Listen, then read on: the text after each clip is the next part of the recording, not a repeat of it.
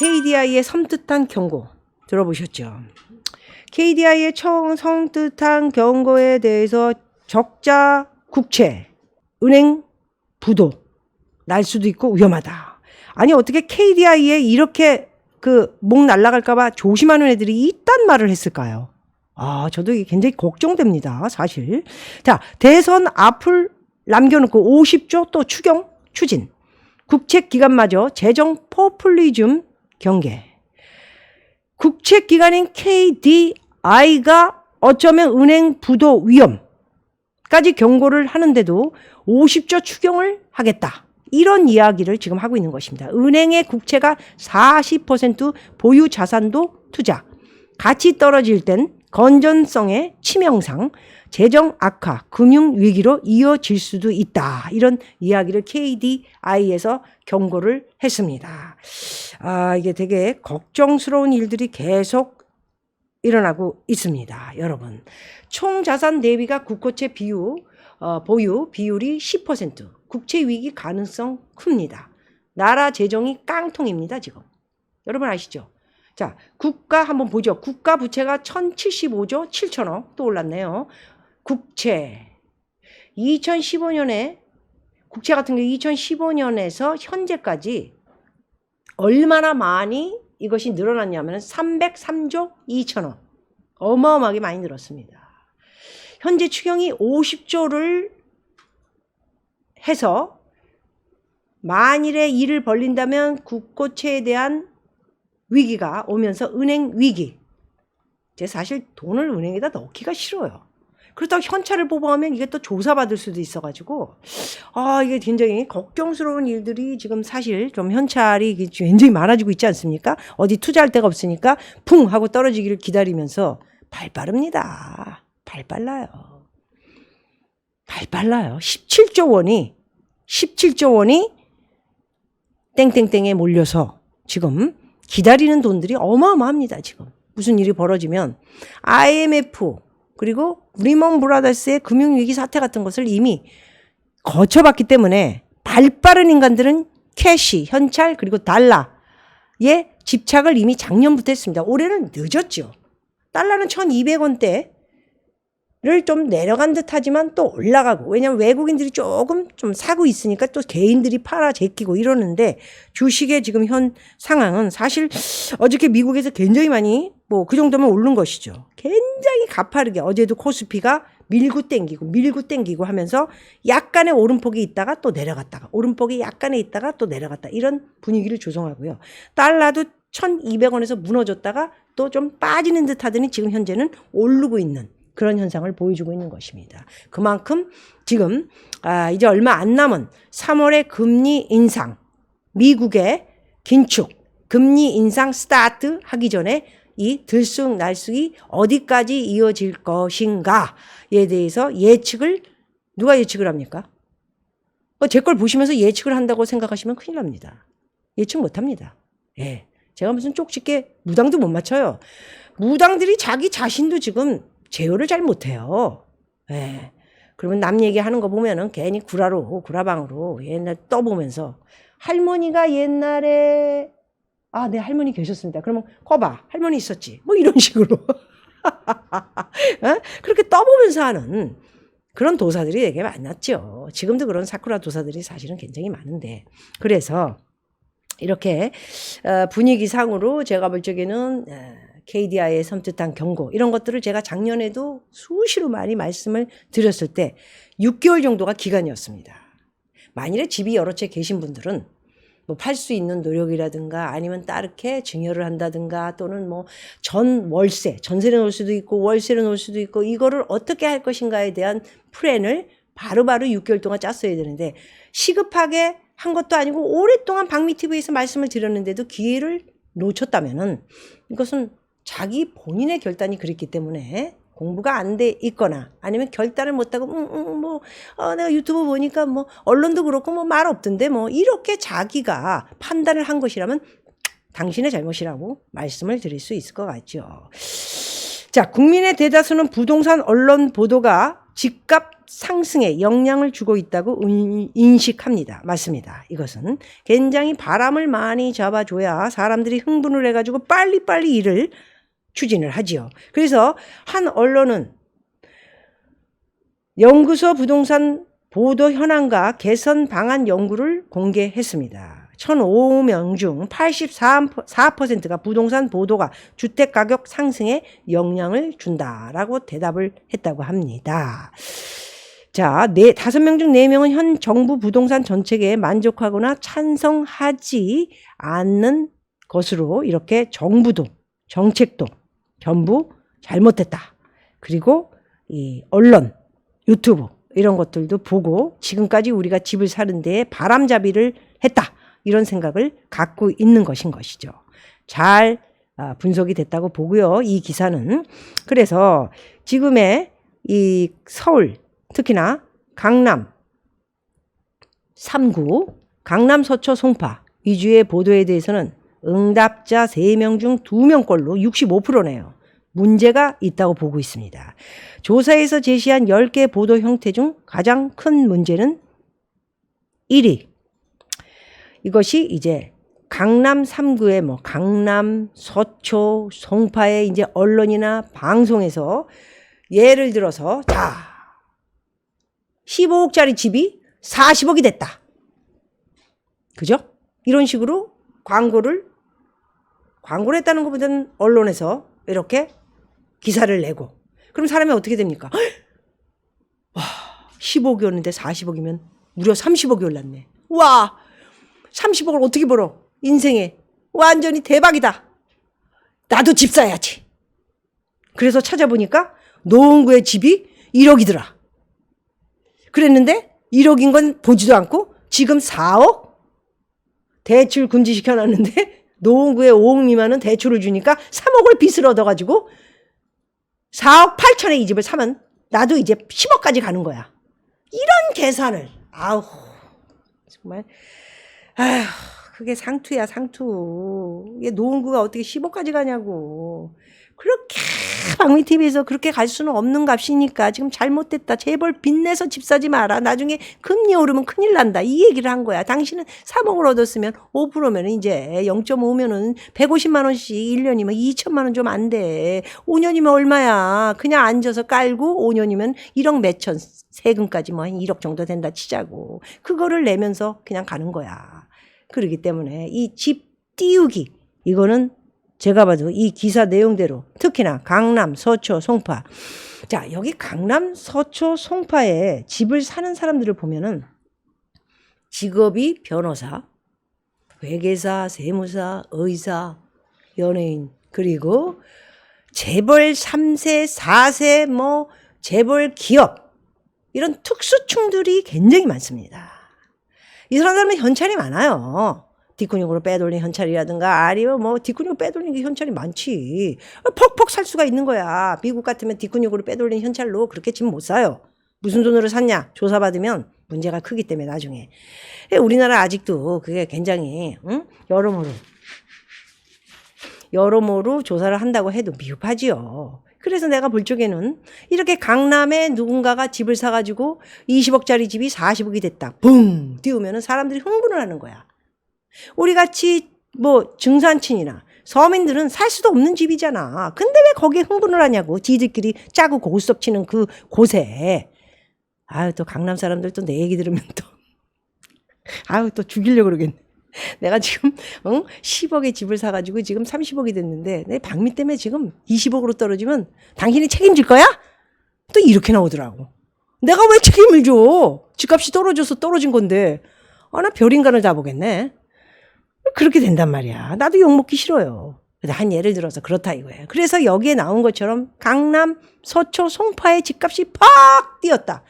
200% 뛰었다. 10억이면 2배가, 3배가 올랐으면 30억 아닙니까?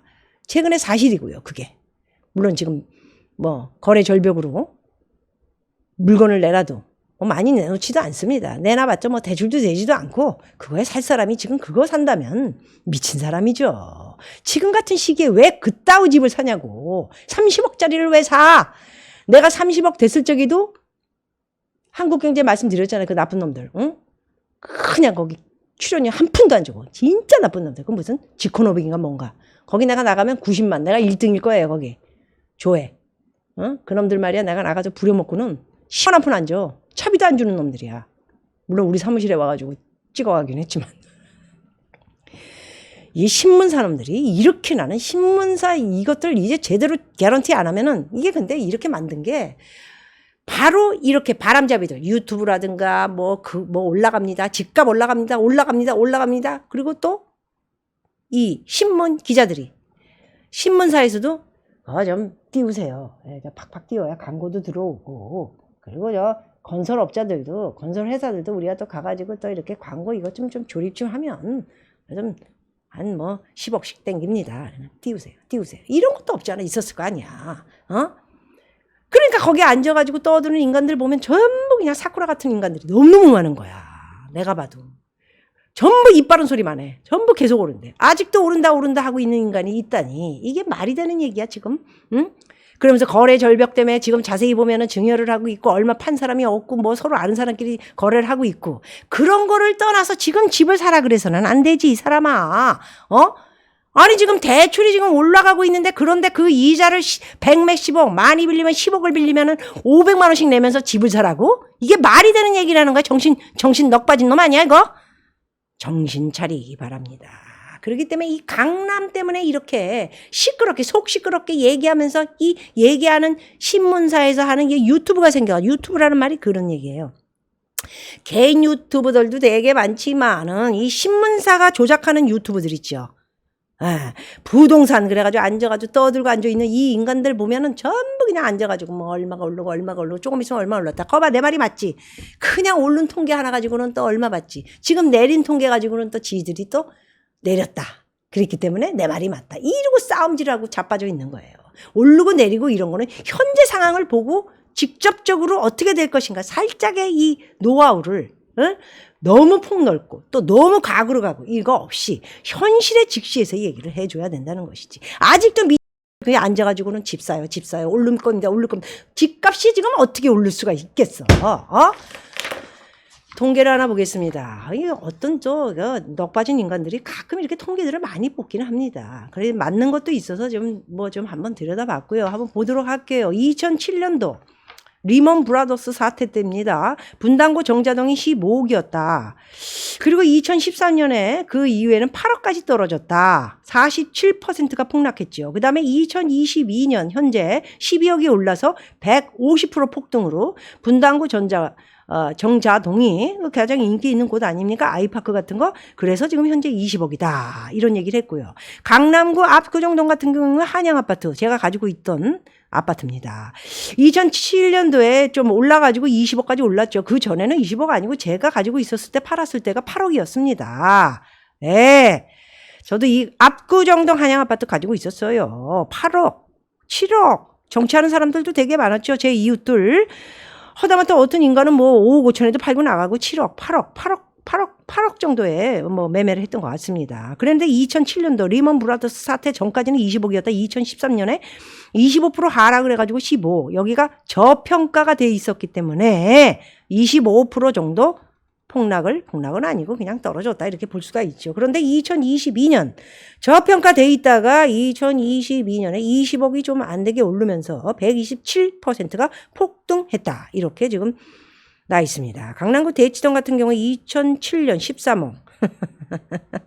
대치동 은마 아파트 3억, 2억 이랬죠. 그리고 4억까지 가고 재건축이니 뭐니 기다리면서 그 썩은 집에서 계속 살면서 또 그 썩은 집에다가 약간 고쳐가지고 전세 들어가 있고 이러면서 그 썩은 집이 지금에 와서 2007년에는 13억까지 올랐다가 2013년에 집 팔려고 그러니까 지금이랑 똑같은 현상입니다. 팔려고 내놓으니까 안 팔리고 그러니까 무슨 일이 벌어질까 보다 하고 8억까지 39%가 폭락을 했다. 이런 내용이고요. 2022년 현재로서는 20억이 올라가면서 28억. 여기는 굉장히 잘못된 폭등 상황이라 이렇게 말씀드릴 수 있을 것 같습니다. 굉장히 잘못돼서 그래서 지금 재건축 안 했는데 그 썩은 집에서 뭐라고 사나? 아유 나는 돈 20억 벌라고 해도 난 여기서 안 산다. 어떤 분은 또 나는 벌라 그러면 들어가 살 거예요. 그래요. 잘 고쳐서 사세요. 돈 좋죠. 2007년 강남구 도곡동 타워 팰리스. 예, 타워 팰리스. 이거 그 김미양가 이러면 한 3억 4억일 때 분양받았죠. 3억 4억. 3억 4억의 분양을 받아서 2007년까지 이제 오름폭이 있으면서 18억까지 올라갔다가 2013년 좀 내리면서 요거는 원래 저평가돼 있다가 조금 오름폭. 이거는 맞아요. 도곡동 주상복합이 이렇게 매력이 있는지 모르고 사람들이 조금 늦게 눈을 떴지요. 그래서 18억까지 올라가다 2013년에는 12억, 33%가 폭락을 하고 현재 158%, 20억이 좀 안 되게 올라가가지고 31억이 올랐다고 합니다. 자, 그래프를 보면 2007년, 2022년까지의 집편 값에 대한 변화를 보셨죠. 그렇다면 2026년의 집값은 어떻게 될까요? 그거를 한번 봅시다. 당연코. 저는 당연코 반값 밑으로 떨어지지 않겠느냐. 이렇게 또 좀 미래적인 것을 예측을 하다 보니까 여러분들이 그렇지 않을 것이다. 특히나 강남에 있는 사람들이 집착이 심해. 왜? 집값이 오르면 좋으니까. 올라서 좋은 건 알지만은 그럼 어떻게 인구도 없고 금리도 올라가고 집은 많이 나오고 그리고 집 250만 가구가 아니고 310만 가구 넘게 짓는다며.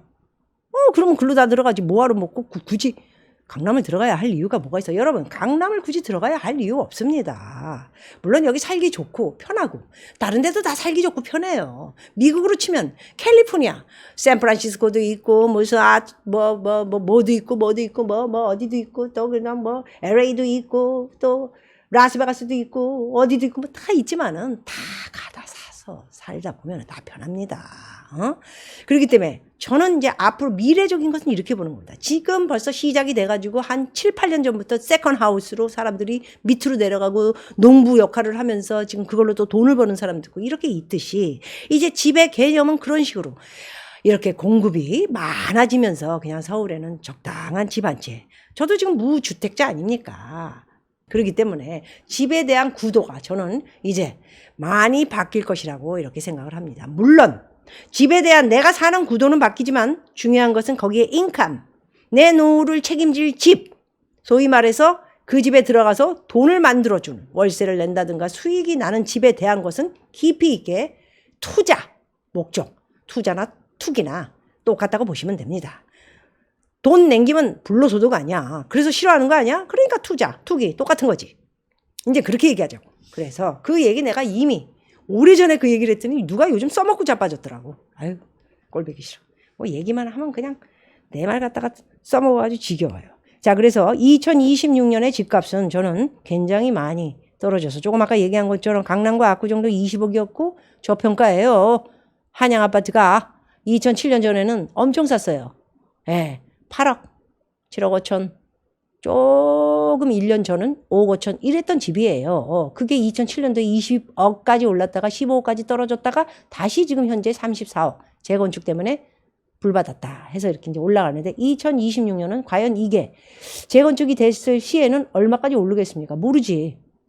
그러나 집이 많아지고 아까 얘기한 대로 개념 있는 사람들이 집은 한 채 그리고 투자집은 물론 이런 집들이 월세 들어올 사람들이 많아지고 이렇게 된다면은 좀 바뀌는 현상이 있겠지만은 집값에 대한 것은 이렇게까지 많이 강남도 이제 비슷비슷해지는 거예요. 요즘은 인프라라는 게 뭐야? 듣기 싫어 인프라도 이제. 용산도 인프라 무슨 강북 어디 목동 다 자기네가 살기 다 좋대. 세종도 살기가 너무 좋고 병원 많고 무슨 마트가 많고 뭐가 많고 그냥 말하기가. 우리 제주도도 되게 많아. 인프라 조성이 확실해. 스타벅스 있지 맥도날드 있지 켄터키 프라이드 치킨이 없는 게 없어. 살기 다 좋은데 뭘 어때? 어디에 잘못된 생각과 개념이냐. 그거는 바로 돈이 얼마나 나에게 주어질 것인가의 관점만 가지고 있으면은 이제 집에 대한 개념은 완전히 틀어버리고 나 몸뚱아리 하나와 와이프 정도 또는 부인일 경우에는 남편 정도. 애들은 다 독립해서 나갔잖아. 다른 개념이에요. 나이에 맞춰서 부동산도 언제나 투자법이 틀리다라는 말씀을 드리고